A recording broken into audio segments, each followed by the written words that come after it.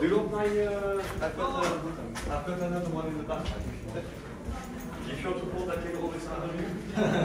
Sure, but I have raincoat. Make it like twice or it. So don't hesitate. Last time I almost also was with the shirt. I survived. Както до мен елате, спираме за мъничко.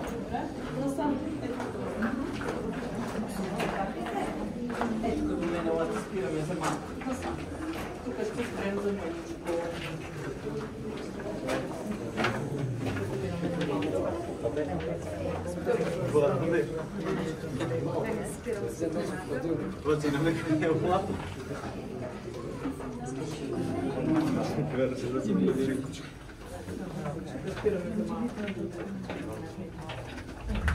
То идеята е да ме чуват, може и да не ме виждат.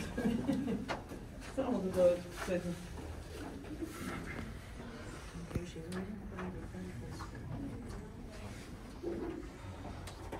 Това не е прилеп, това е дърво. Това е най-сниманото дърво в България. Да, всички си мислят, че това дърво е прилеп. Прилепите са вътре, те в коридора не обичат да седат, те са в пола. Сега спрях в тунела, практиката ни е такава, спираме тук и разказваме цялата история за пещерата. Понеже вътре грохота е силен там и да викам трудна работа, и второ, ако вървя напред и говоря, ощетявам всички назад. Така че ще чуете всички до пещерата и влизаме да разглеждате и да правите снимки. Понеже има доста деца, обещавам, ако ме изтърпите 3 минути да кажа каквото имам да казвам, ще покажа бебетата прилепи. Има ли сделка? Yes. Винаги има сделка. Така, тунела е копан 2 години. 70-та, 72-та, 150 метра е дълъг. Направили са го, за да стане по-лесно влизането в залата. Естественият вход е пропаст 60 метра, оттам влизат първите, 61 година, Елена Падарева и Никола Корчев, алпинисти от София. Оттам се излиза. Накрая имате да качвате 288 стъпала. И пари ви взехме, и ще ви тормозим. Сега стъпалата бяха страшни до 2000-та година, който е идвал по-отдавна. Помня нея ламарини, дето се люлееха. Няма ги. Сега са от бетон, парапет е бетонен, площадки за почивка, ескалатор нямаме още. Излизате 150 метра по-нагоре от паркинга и по главния път слизате надолу. Който иска. Който не иска, по обратния път и назад. Ще те помоля да не превеждаш, че и аз те чувам и ще ръсна някоя глупост след малко и ще ме качат в интернет, ще ми смее цяла България. Благодаря ти. Така. Правя ти услуга. Благодаря. Така че, който ни иска, аз също ще се върне обратно назад. Като стигнем стъпалата, вижте ги и си преценете, не се настройвайте от тук. Залата е огромна. 110 метра е дълга, 40 е широка, 47 метра е висока. Бучащата й казват заради грохота. То от водопада, 60 метров подземен водопад има. Вижда се много малко, 3-4 метра и то по стълбите нагоре. Голямата загадка е реката. Идва от селото Триград, реката е триградска. Цялата влиза през естествения вход, минава през залата, вътре ще ви покажа сифона. Там е гърлото на дявола и там просто изчезва, с поглед се губи. Излиза тук долу на 250 метра тунела, който го минахте на главния път, отстрани на тунела. Работата е там, че излиза само вода. Нищо друго, предметите изчезват като в черна дупка. Оттам е името дяволско гърло. Те са го забелязали във времето, но най-страшно е било 68-ма. Най-тежкото наводнение. Залата е била догоре, пълна с вода. Реката вкарва в пещерата повече от 500 кубика трупи. Дървен материал на горското стопанство. 2 месеца са ги чакали на изхода. Трупите още ги няма. След наводнението измерват дебита на вход и на изход. Количеството вода е до литър еднакво. Отсветява тя. Боята излиза, но не за 7 минути, както би трябвало да бъде, а след цели 2 часа. Подземния път го изчисляват между 28 и 31 км. По-интересно е, че боята не се разрежда. Излиза същата концентрация, каквато я пускат. Голяма зала и голям водоем няма. 3 пъти влизаха водолазите, влизат долу от изхода срещу течението, по обратния път. Няма успешна експедиция, има жертви. Сияна Люцканова и Евстати Йовчев от Варна загиват 70-та, но ги намират и ги изваждат. Горе е паметната площ, ще видите като излезете. Камера са пускали през сифона надолу, тя пак работи 55 метра и просто изключва. Изтегляте, пак работи. Дявола интервюта не дава. Това е положението. В 2010 идват National Geographic, правят филм. амулета на Орфей от поредицата Световните загадки. Включват пещерата в топ 100 на най-мистичните места в света и до там. Какво има долу, никой не знае, само едно е сигурно. Тук е идеалното място да се отървеш от някой да ти прави. Хубави идеи, да, ама не дейте. Колегата ви каза, че тук разводи само. Остават и за много знаеш, защото не е женен. Само ще се ожени, му кажи да дойде. Само жените излизали, мъжете остали тук и се говори. Много знаят им, кажи да дойдат при нас. Явно не искал жени, искал само мъже. Така разправят на Ягодинска пещера. Да кажем, че ние ги женим вече. Като влезе човек в залата, първото нещо, което прави впечатление е, че няма сталактити. Много млада пещера е. Тя е детенце на 175 000 години. Щяло да ги има след 130 000 години. Тук ще съм, заповядайте. Сме живи и ние ще сме тук. Да прилепите ви казах. Родиха малките преди месец и половина. Едно бебе се ражда колкото едно желирано меченце. Само по едничко раждат. Сега са малко по-големи, с цялата зала са. Летят наляво надясно да кажа на децата. Много филми гледате, не хапят, не пият кръв, не кълват, вампири няма. Наши са кротки и Батман го няма. Две думи за Орфей, няма да ви турмоза повече. Легендата е свързва с пещерата. Казват, че тук Орфей е влизал в царството на мъртвите да моли Хадес да му върне Евридика. Траки са живели в района, там е връзката на Орфей с пещерата. Входа към подземното царство се описва като пещера, която бълва дим. Парата на водопада. Затова казва, че това е мястото. Влиза той, стига подземната река, на нея Харон откаря, превозва душите на мъртви. И реката е тук. Третото е извора. Извеждайки жена си от мъртвите към живите, обещал да не се обръща и да не я поглежда. Тя не била в човешки образ и нямал право да я вижда така. Спрял да чува стъпките и решил, че се е загубила. Обръща се назад, загубил е завинаги, седнал и се разплакал. Легендата казва, че от сълзите му битта му извор. Пият вода, мият се за здраве, искат желания, оставят предмети, стотинки, мартеници, пръстени, листчета, кой за кого ще се жени. Внимавайте с тези желания. Само това ще каже, един дядо ме пита, аз ако се обърна, бабата ще изчезне ли бе? Към дядо на сифона те работи стават. Утре няма да я видиш повече, старец каза, че суха щяла да излезе и трупите да изкара. Благодаря на човека, благодаря ви. Заповядайте.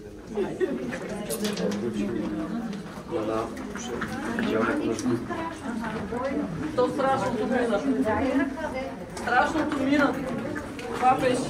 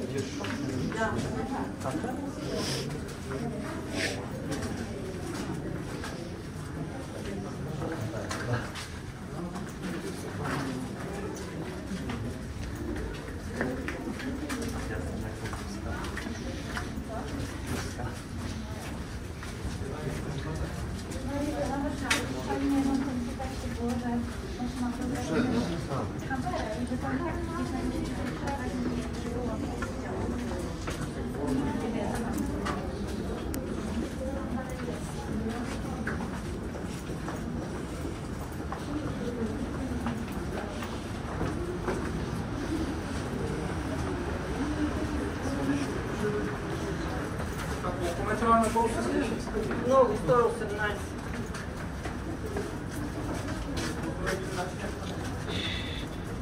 От тази страна денивелацията е по-голяма. От другата страна стълбите са само 60. Ама тук е по-полегато и не се усеща. Там са по-стръмни стълбите. Да.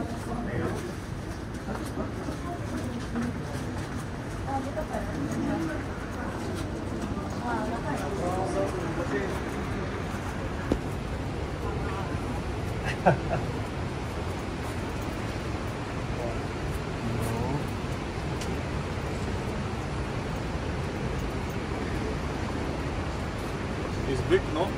Yeah. Very big. It is massive. That's also box time. Тук този дявол отзад е съвременно дело, правене преди 22 години.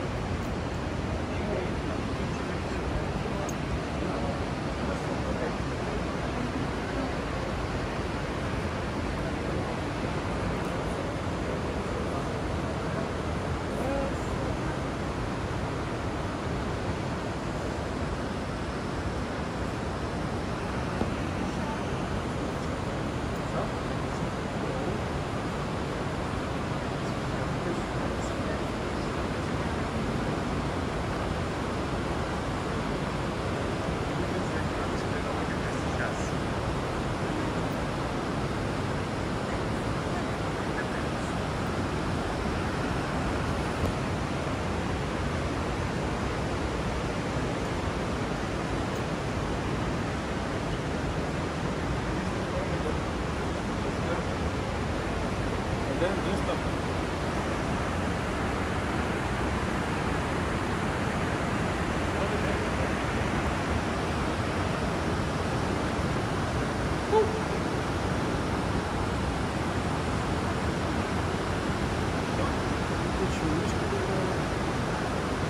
People like there is the motor twist there. Yes. It's either there or there. It doesn't watch that. They want to show it.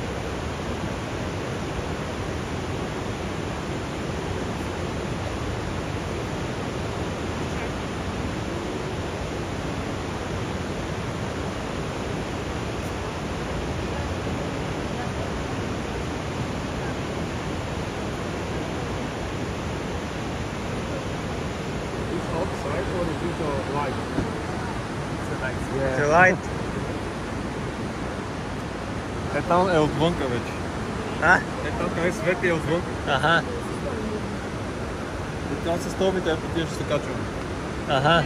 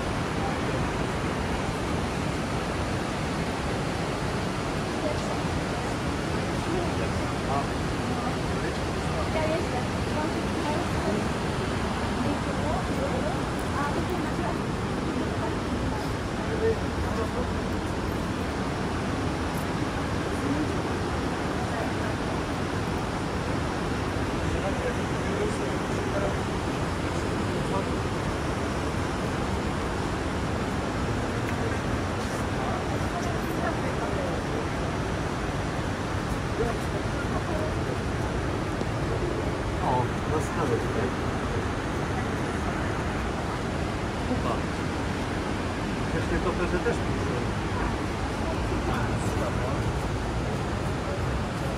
Quando?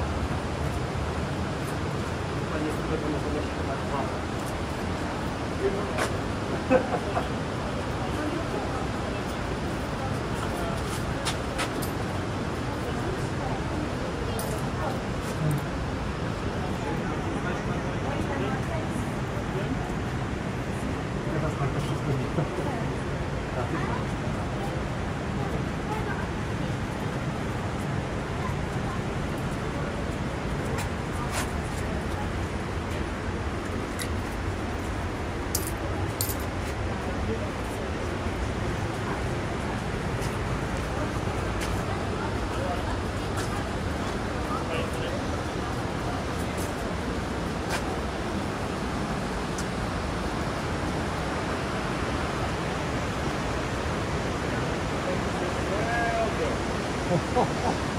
скери път.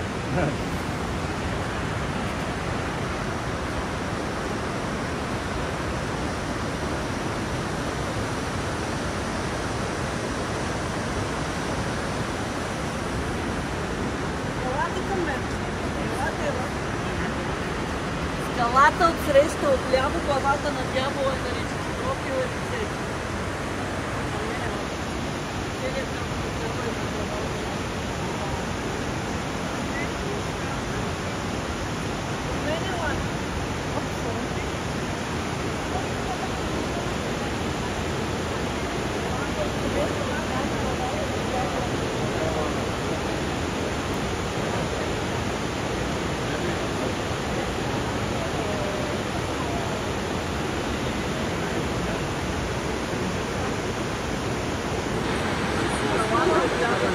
Главата на дявола.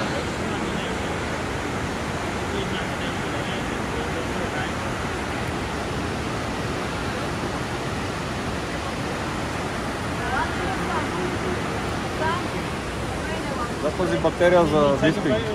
Имам достатъчно. Now it gets...